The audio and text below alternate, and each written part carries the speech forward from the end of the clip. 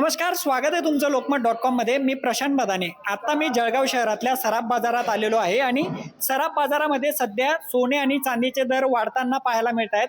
सोनं गेल्या 2 दिवसामध्ये 3 ते 4 हजार रुपयांनी महागलंय, तर चांदी ही गेल्या 2 दिवसामध्ये 13,000 रुपयांनी वाढलेली आहे.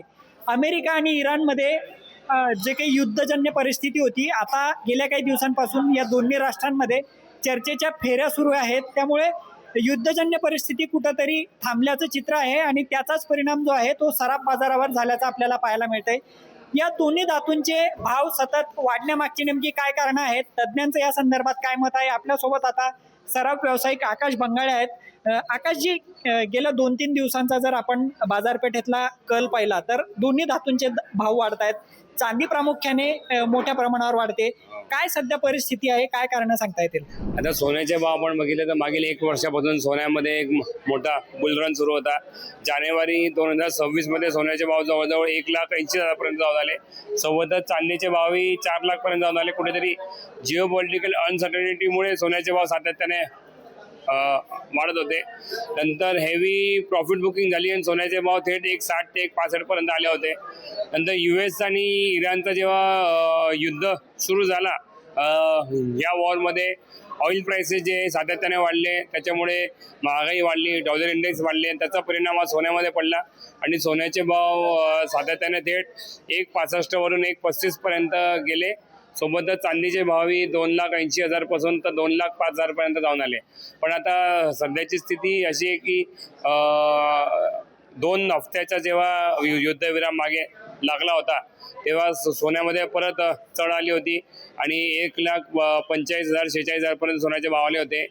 आता परत US आणि इराणचे जी युद्ध सुरू आहे त्याच्याबद्दल त्यांचं ॲग्रीमेंट व्हायची शक्यता आहे, पीस डील व्हायची शक्यता आहे. तर या दोघं देशांनी एक दिवसाला प्रस्ताव दिलेले आहे.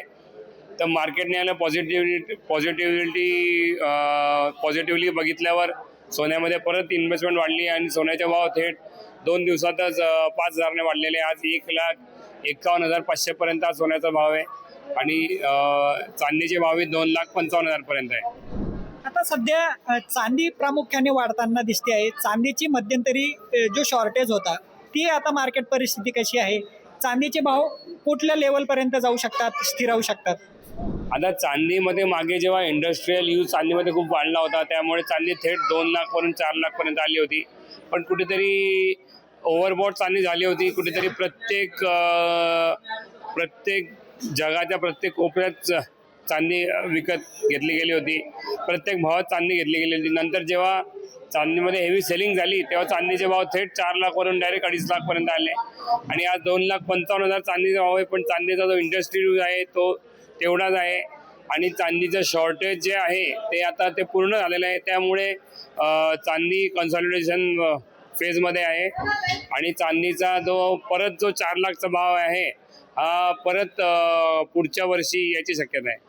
या दोन्ही धातूंमध्ये जी भाववाढ आता नोंदवली जात आहे, लग्न सराई तोंडावर आहे, त्यामुळे खरेदी देखील वाढलेली असेल, त्याचा काही परिणाम स्थानिक बाजारपेठेवर झाला आहे का? आता ग्लोबली आपण बघितलं तर सोन्याची डिमांड सातत्याने दरवर्षी वाढत जाते आणि ज्वेलरी मार्केट जे आहे ते ग्रोईंग मार्केट आहे. आता तर हा जो बुलरन आला होता 1 लाख पासून 1,50,000 पर्यंत, 1,50 वरून 1,80 पर्यंत, या भावात ज्यांनी सोन्यामध्ये इन्व्हेस्टमेंट कधी केलं नव्हतं त्यांनी या भावात सोनं घेतलेलं आहे. तर कुठेतरी सोनं एक अट्रॅक्टिव्ह इन्व्हेस्टमेंट झालेलं आहे म्हणून, आणि ऑलरेडी सोन्याचा भाव 1,80 वरती जाऊन आलेला आहे.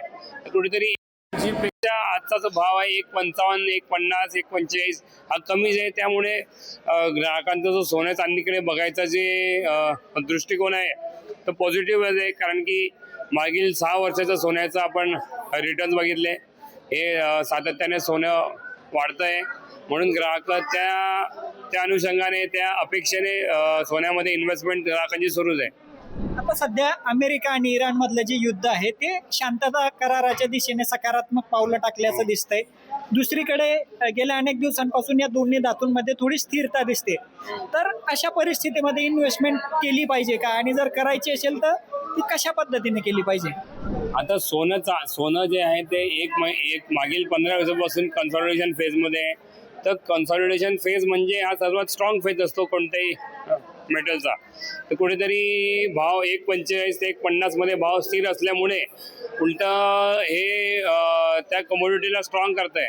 कुठेतरी हा भाव लॉंग टर्मच्या हिशोबाने आपल्याला सोनं घ्यायचं आहे तर हरकत नाही, कारण की हा जो भाव आहे या भविष्यात जो भाव 1.80 आला होता तो भाव ऑफकोर्स परत येणारच आहे. म्हणून या भावात जरी सोनं घ्यायचं आहे तर घ्यायला हरकत नाही. आता आपल्या इंडियामध्ये तरी आपण असं कायम आपण बघितलं आहे की भाव वाढल्यावरती लोक सोनं घेतात, पण आता भाव आज कमी आहे तर त्याचा ऑफकोर्स संधीचा फायदा घेतला पाहिजे. आपण बघू शकतो सोनं आणि चांदीचं मार्केट सध्या स्टेबल असल्याचं चित्र आहे. फार चढ उतार या दोन्ही धातूंमध्ये दिसत नाही. आता सध्या या दोन्ही धातूंचा जो भाव आहे तो ग्राहकांच्या खिशाला परवडणारा भाव आहे. त्यामुळे येणाऱ्या काळामध्ये जर या दोन्ही धातूंमध्ये भाववाढ नोंदवली गेली तर आज खरेदी केलेलं सोनं चांदी तुमच्यासाठी भविष्यात निश्चितच फायदेशीर असू शकतं, असं मत सराफ व्यावसायिकांकडून व्यक्त केलं जात आहे.